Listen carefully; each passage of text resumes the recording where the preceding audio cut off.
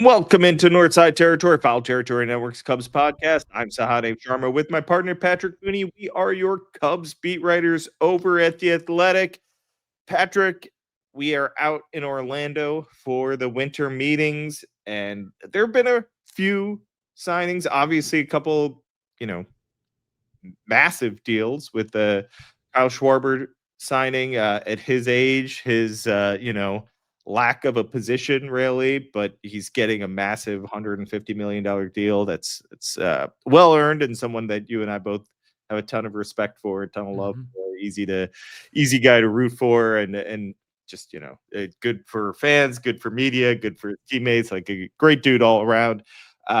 Definitely worth that deal. And then the Edwin Diaz deal, that's the other monster, biggest contract for a reliever, AAV wise. I guess it's not shocking to see that, but the Dodgers just keep churning out these massive contracts. Surely to the frustration of many and non-Dodger fans, but that's kind of the reality of baseball right now. But other than that, the rest of the league doesn't seem that interested in making a ton of movement. Obviously, the Blue Jays have been super active. Uh, there's just not a lot of aggressive action, and the Cubs are right there. They're they're clearly being talked about. They're clearly interested. How interested? It's hard to tell. How aggressive do they want to be? That's kind of what we're hearing. It's like, yeah, the Cubs are interested in these guys. Yeah, the Cubs would like to make a move. The Cubs are talking trade. The Cubs are interested in free agents. Getting to that finish line seems to be a little harder than fans would like, I think.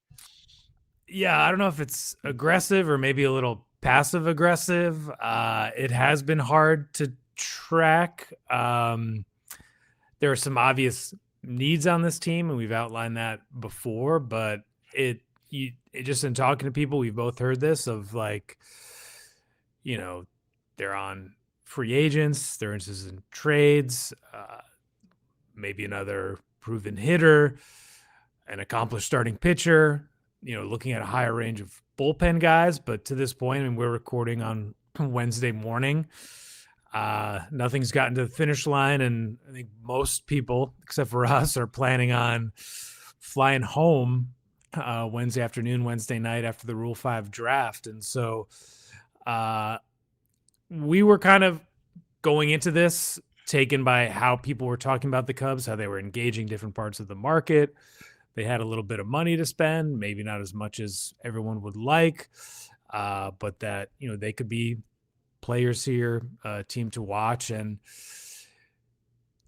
Jed Hoyer, when kind of presented with that idea, kind of went back to, we're not going to force deals just to force deals. He did not say which inning of the offseason this is, but he still was kind of referring to it in more of a kickoff stage than any sort of urgency. We'll see if they do something before Cubs convention. I would imagine yes. But these winter meetings are also different from when we first started covering it. Like they cut a day off the schedule. And to your point, it's not like everyone else in baseball is going crazy and the Cubs are sitting on the sidelines. Like there's been a lot of, I guess, patience and fiscal restraint shown thus far across the league. Yeah, even previous big spenders. Look, the Dodgers are the Dodgers, and I think they've kind of established themselves as in this league, in a league of their own. They don't follow the same rules. They don't live in the same reality as the rest of baseball, and I think we just kind of have to put them in a separate category. Uh, the Mets aren't, acting like the Mets normally do. David Stearns is a very, he when he was in Milwaukee, like he learned, different habits, and he was really good at what he did in Milwaukee. I don't think he wants to behave completely like the Dodgers all the time. Obviously, he has a different set of rules that he can work with in New York, but it seems like the Mets are even being a little bit more fiscally responsible than they had in previous off seasons. It, so I mean, who are these teams that are going to act wild? The Yankees, didn't we hear Hal Steinbrenner say like the Yankees aren't as profitable as you think? Like everyone's talking about these things about, Okay, buddy. Yeah. yeah, right.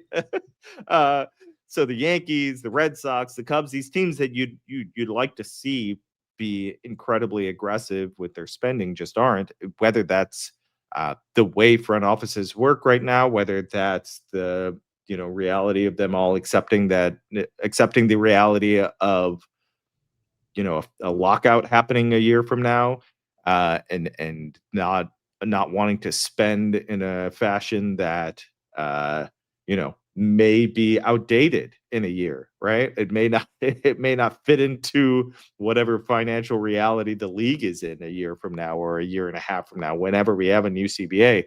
So there are reasons for this. I think fans just want action. They want to see their team improve. uh, it's clearly not as simple as that. One funny tidbit I heard, and the person was being serious when I talked to them. They're like, he's like, I think a lot of teams just they don't want to do the press conferences at the winter meetings, and they'll get to the finish line on Wednesday night, Thursday morning, Friday. So, and I mean, and a lot of times we've seen that the deals get done. I want to say the Dansby Swanson deal was done Saturday after the winter meetings. Kyle Tucker did not. Jed Hoyer did stay an extra night last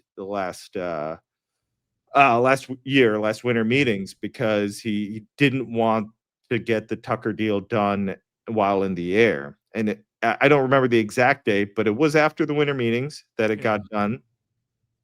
So a lot of this you'd like to think they get the groundwork done at like they set like the discussions or get some ideas at the GM meetings and then spend that month laying the groundwork for deals, and then now is when they finalize the deals. I think that's I mean, there have been winter meetings past where that was what happened, right? Where we've had like these flurry of moves. This has not been that type of winter meetings. There's been some moves, but just it's the deal. Like the deal everyone expected to get done at the winter meetings was Kyle Schwarber. That happened, and now we're kind of just waiting and seeing what happens. Uh, I do believe that the trade market is what people are waiting to move as well, and that's just a process that can take longer to get going. But I do believe that's active behind the scenes. Yeah, I think that period just before the holidays as well of players wanting to know where they're going and having some of these matters settled and what we're talking about could become outdated if something the dam breaks or whatever. I think as we've been walking the lobbies here and checking in with colleagues and sources and the whole gamut of people who show up at the winter meetings, I think we've both just been kind of like our heads have been spinning a little bit of just how people describe the Cubs of they're in kind of stealth mode. They're on a lot of different players, exploring a lot of different ideas.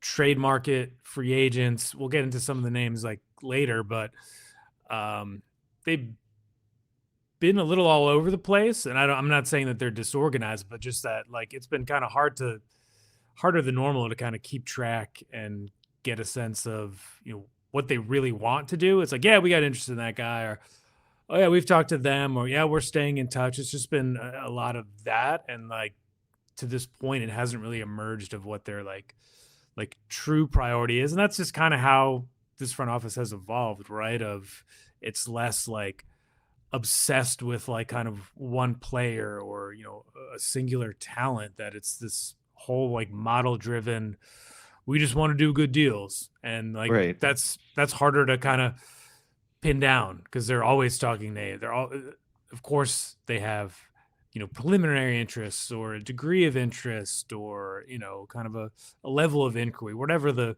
phrasing is. But eventually, they're gonna have to pin some of these things down. And it's important to remember that the deals that get done first, especially before the winter meetings, are the ones that the players are like, a player isn't going to sign a deal unless they're really happy with that Yeah. offer. So Above it's a market rate. Yeah. yeah. So these are the, massive deals that get done early. And then for the most part, the prices will start to go down. And like you said, like they get to the holidays and some players just want to know where they're going to be. And that's you may get a deal around there. I it's looking like maybe not uh I if it AAV wise, Phil Maton's deal looks pretty good. I want to say Soroka has more for one. If you're just looking at AAV, it's 7.25, correct? And that like Soroka made more for 1 year, and then there was another deal that was signed yesterday, which would be Tuesday. That it was a 1 year deal, but still more than what Maton is making per year. It, they were hoping that that would look like a deal as names went off the board, and it is looking like it, at least with his track record. That's a bit of a deal for them. Uh, we've spent a lot of time thinking pitching, pitching, pitching, and the Cubs are, the Cubs. It sounds like they're not just focused on pitching, which makes sense. You lose Kyle Tucker, uh, you you have to at least check in on bats. Uh, we talked about Alex Bregman, I believe, last podcast. That's not off the table, and I don't think people should just rule that out. But I think a big part of what we've come away from, whether it's Craig Counsell, Carter Hawkins, Jed Hoyer, each one of them had nothing but praise for Matt Shaw. Uh, and I think when you talk about model-driven analysis, uh, it's going to be hard to not love the guy with 5 years of control that had a really good second half, showed a really impressive glove at a tough position in third base. Uh, Obviously, they're going to be high on this guy in the future. This is a front office that values youth, and you saw what Pete Crow Armstrong's impact was, Michael Bush's impact. They're hoping for the same from Shaw.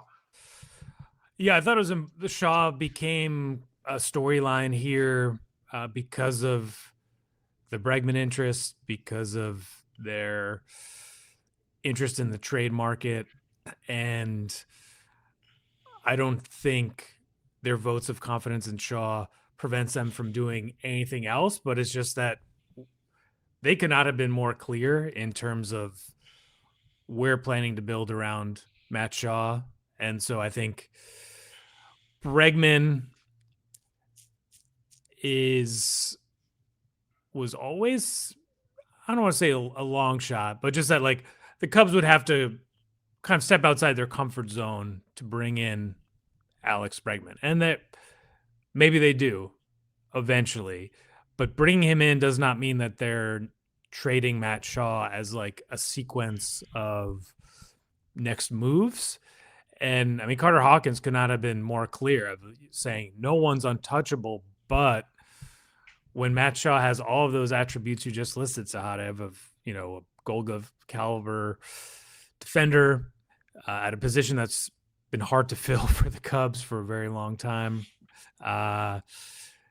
Good offensive trajectory and profile, the cost control nature, the club control, time horizon here. All of this, in essence, makes it extremely hard for the Cubs to envision trading him. I mean, they didn't trade him when he was struggling last year, and they had a first place team, and this was a guy that other teams kept asking about, apparently, according to the Cubs. So if they didn't do it then, don't see them doing it now. They don't have a ton of guys after 2026 that they can count on. There's a few, and maybe they do some more moves here, but I would not read their vote of confidence in Matt Shaw as saying we're out on Alex Bregman. It's just that they have a lot of ideas up in the air right now, but that Matt Shaw as an part of the opening day roster, if not lineup, seems like almost a given at this point. So for players that had at least, let's say, 40 games in the second half, uh, It's Ian Happ in the second half for the Cubs had a 139 weighted runs created plus. I bet some fans are surprised. I'm surprised. I guess I don't remember the second half as well as I thought I did. But second was Matt Shaw, 130 weighted runs created plus in 63 games, 205 plate appearances. And we know he played really good defense. If you're a fan and were watching those games, you saw how good he was defensively. He turned a corner in the second half. Look, this is how young players are. Young players are really inconsistent. They struggle early, especially in their careers. This is not. It's much rarer. It feels like for the young player to come up, the rookie to come up and immediately hit the ground running. Pete Armstrong struggled. Uh, it's pretty much what we expect from a player to have these struggles, and then you hope that they figure it out. It did seem like Matt Shaw figured something out. I don't think I think we can have two separate conversations about keeping Matt Shaw and the potential of signing Alex Bregman. I know it seems complicated, and it is. Like the sequence of events to make it all work would be interesting. That's something that I think would have to focus on more if it becomes closer to reality. Uh, but right now, it's I think it's what front offices say a lot. Like you just can't rule out certain situations just because it seems like, well, how does that work? It's like when we have these debates of like, well, where is that prospect going to play? Like they have too many shortstops. It's like these things have a way of working themselves out. If you have an opportunity to get a really impactful player, and bring them into onto your roster. And look, Alex Bregman's multi-dimensional here.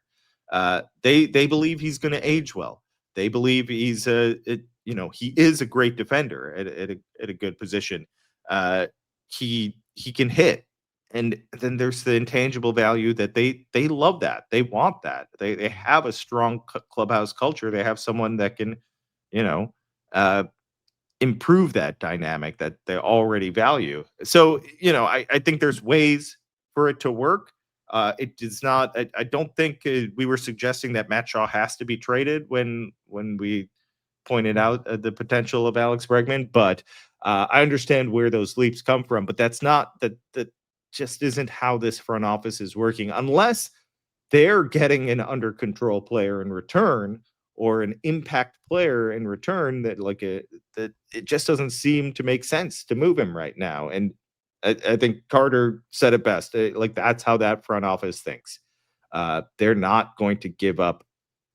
They did that deal last year, right? And they're not going to do it. That's not the way that's not a yearly occurrence. It's just not going to be the way they do things. Um, and I understand. I think Matt Shaw's really like he impressed me with his defense, and he impressed me with his ability to handle some pretty low lows and go out there and make adjustments. He's a tinkerer. It seems like we're going to see a lot of different batting stances and mechanical adjustments from him. It's just kind of like there are players like that, and there are players like that who thrive because that's how it works for them. But I don't think we're going to be seeing them giving away Matt Shaw anytime soon. No, I mean we spent understandably a lot of time on Bregman, but pitching remains the focus, and acquiring that pitching, from our understanding, will not involve trading Shaw. So then it becomes, look, Jed said he wants at least one sort of established starter to plug into the rotation.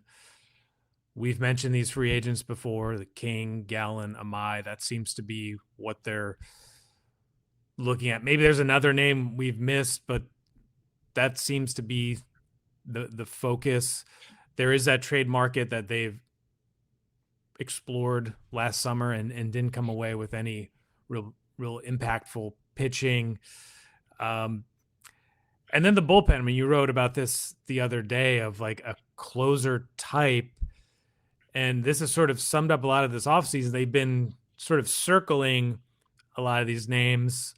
I'm assuming not Diaz and the Dodgers, but there was Pagan, who went back to the Reds. Fairbanks, they've sort of been around. Helsley, they checked in. We didn't get a great sense of Devin Williams, like maybe cursory and Yeah. not seriously. So there's still some names out there. And I mean, Jed certainly did not rule out the idea of adding sort of a save getter, to borrow a Craig Counsell term. Yeah, and I thought Counsell, Counsell when he brought up, it was unprompted if I'm remembering correctly. It's just like, well, we have to add to the bullpen. We basically don't have a bullpen. Yeah. Like it's like he has two guys that he could trust really, and frankly, like if you watched Porter Hodge in 2024, you thought you could trust him in 2025, and that didn't happen. So uh, all the respect for the work Daniel Palencia put in and the pitching performances he delivered this past season. I wouldn't say he's a guarantee. And Counsell even said like they were wrong going into the season about who was going to be who were going to be the key contributors to the bullpen. It's really hard to get that right. So you take you'd like one more like a guy that you feel brings some stability, and then it's going to be a lot of bites at the apple. Like they're going to spread this around. And it's going to be players, and I probably say this once every other episode, and bring it up a lot during the season. We just don't know what you're going to get from a bullpen. It's really hard to predict. These are the most volatile players in maybe all of sports. It's just they're going to have to figure it out and hope that they hit, and they've been pretty good in the past. It hasn't been perfect, and there have been some seasons where it stung them. So I think that's why we were seeing a signing like Maton, and we'll probably see one more solid veteran added. But the rest is going to be spread out, and there's interest in bringing back some of the guys that they had, but that's not even a guarantee as far as their performance next year. So we'll see how they handle that.